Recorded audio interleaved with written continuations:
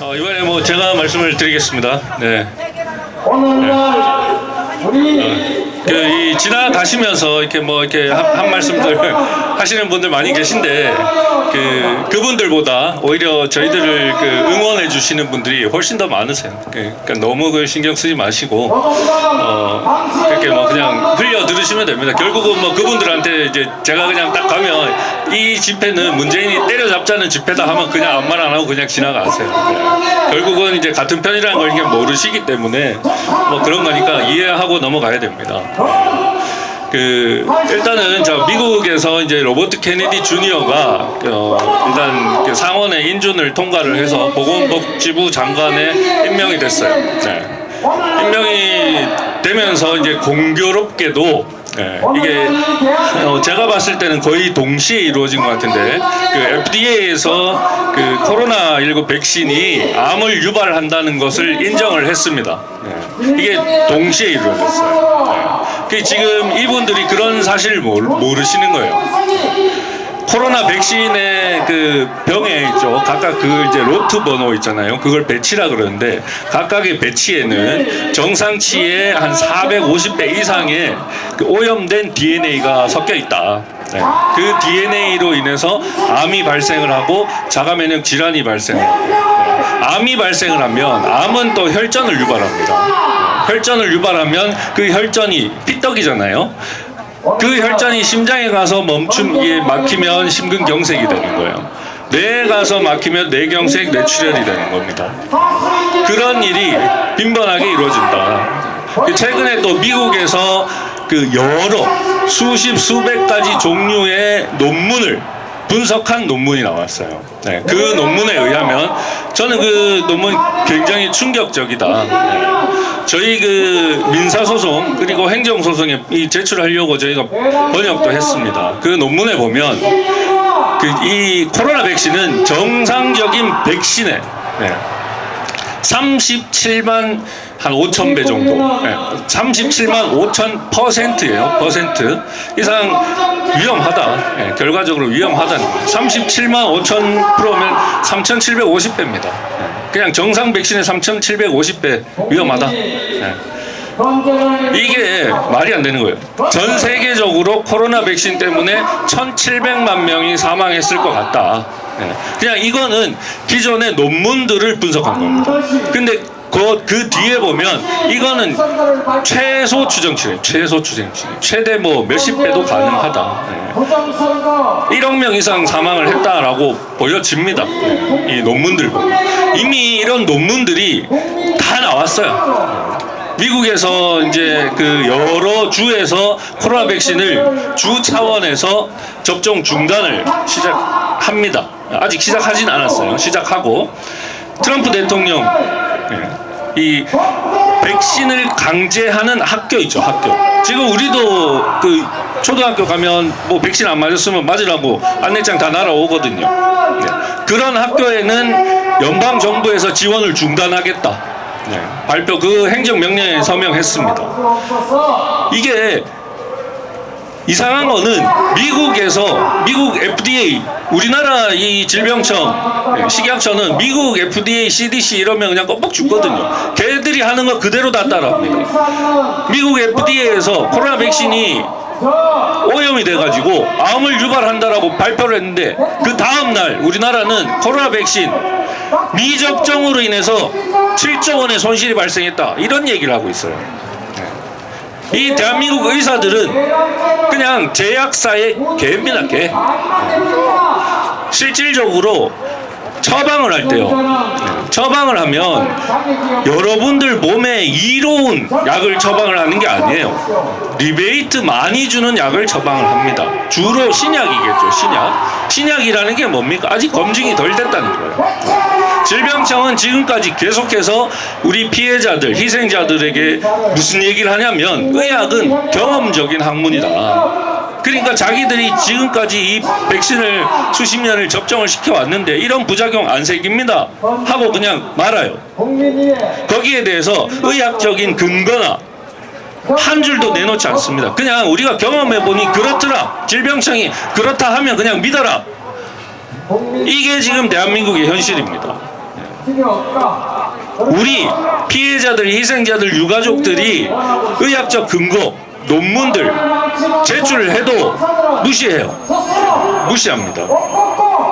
하지만 질병청은 무시할지언정 어쨌든 저희는 소송을 하고 있고 법정에서 다 제출할 거예요. 지금까지 이 16편의 논문을 이제 번역을 했는데 하나같이 다 그 모르시는 분들이 들으시면 정말 충격적인 이야기입니다. 저 회사 동료 잘 모르시는 분한테 제가 가서 그냥 하나씩 설명을 해드리거든요. 그러면 그냥 한숨만 쉬세요. 야, 이거 어떡하냐. 내 가족들 3차까지 다 맞았는데 이거 어떻게 해야 되냐.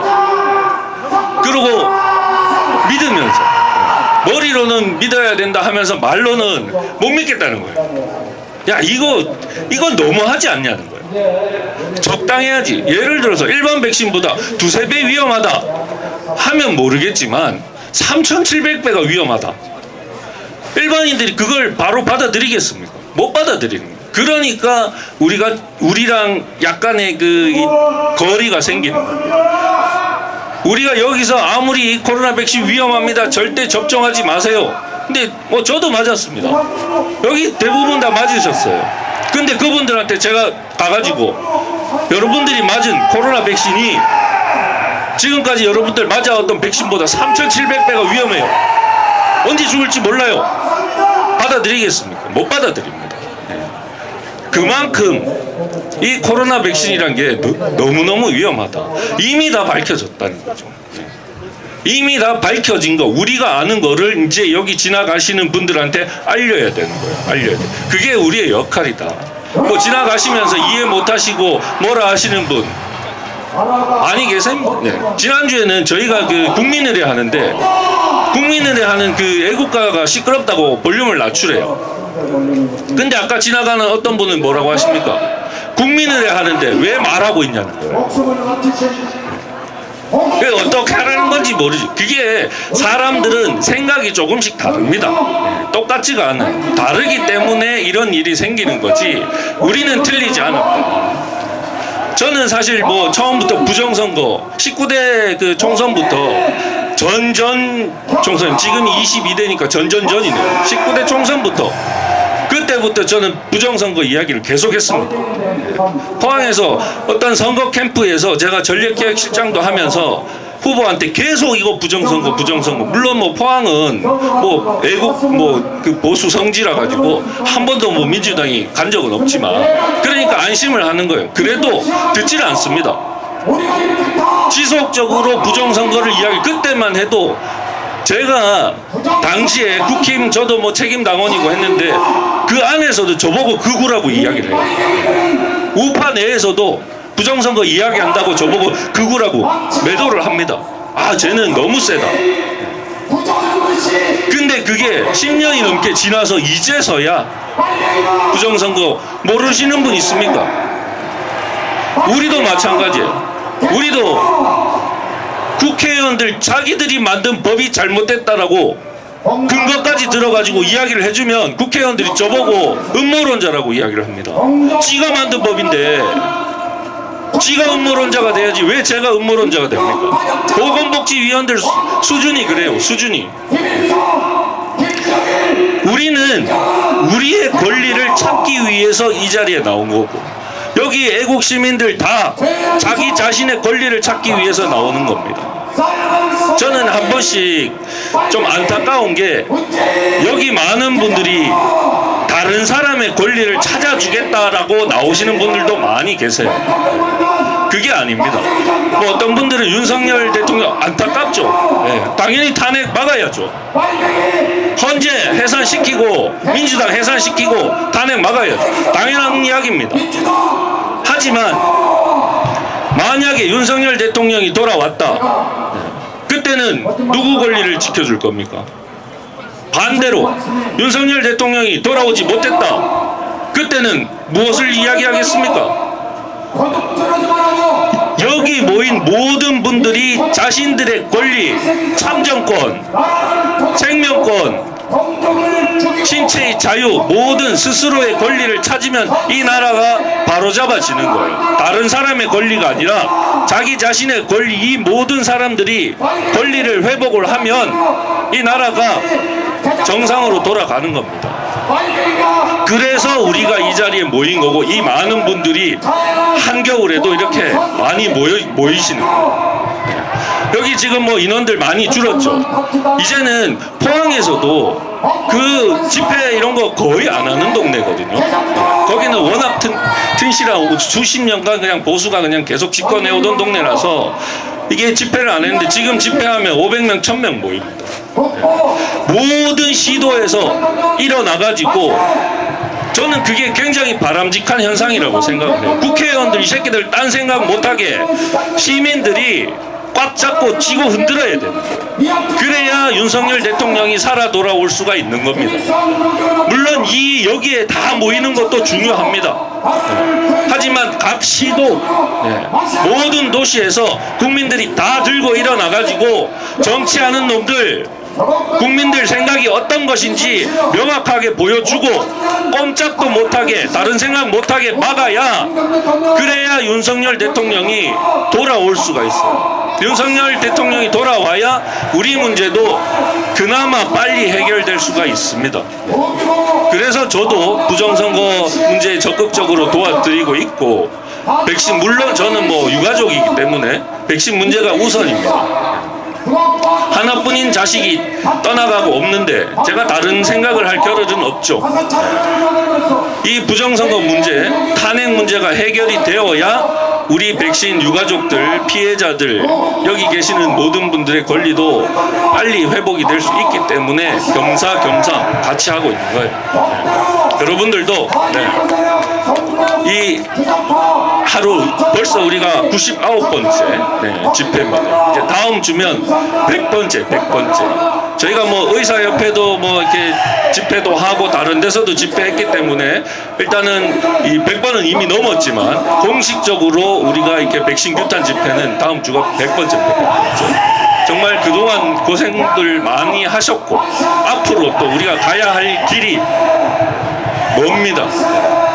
생각을 해보세요. 대통령, 현직 대통령, 전직 국무총리, 전직 국회의원들이 음모론자 소리를 들어요. 부정선거 얘기한다고. 근데 우리같이 평범한 시민들이 백신이, 이 살인 백신이다, 위험합니다, 일반 백신보다 3000배가 넘게 위험합니다, 당연히 음모론자 소리 들을 수밖에 없습니다. 이게 우리의 현실이기 때문에 그거는 우리가 감안을 하고, 이 결국은 우리가 하는 행동 하나하나가 애국 시민들의 이 똑같은 외침이다. 저는 그렇게 생각합니다. 이제 우리 싸움도 종반을 향해 다가가고 있다. 저는 그렇게 생각을 합니다. 이미 그 거대한, 이 진실의 거대한 파도가 이렇게 많이 몰려왔고, 이 저희가 지금 이제 그 이 번역을 의뢰하는 논문들은 예전에 그냥 그런가 하는 정도에서 이제는 그냥 보면서도 깜짝 놀랄 만한 논문들이에요. 이거 제출하면 판사가 설마 백신 건강한 47살 남성이 백신 맞은 지 555일 만에 폐출혈로 사망을 했어요. 폐출혈로. 근데 그 사람은 기왕증이라 그러죠. 이미 여러 군데가 아팠어요. 동맥경화도 조금 있었고, 여러 이렇게 폐렴도 좀 있었고, 그럼에도 불구하고 백신 부작용이라고 보고서가 올라왔습니다. 그럴 정도로 우리는 이 종반에 이 진실에 거의 다가왔다. 그렇게 생각을 하시고 조금만 더 힘을 내서 열심히 싸우면 곧 우리도 웃을 날이 있지 않겠나, 그렇게 생각합니다. 감사합니다.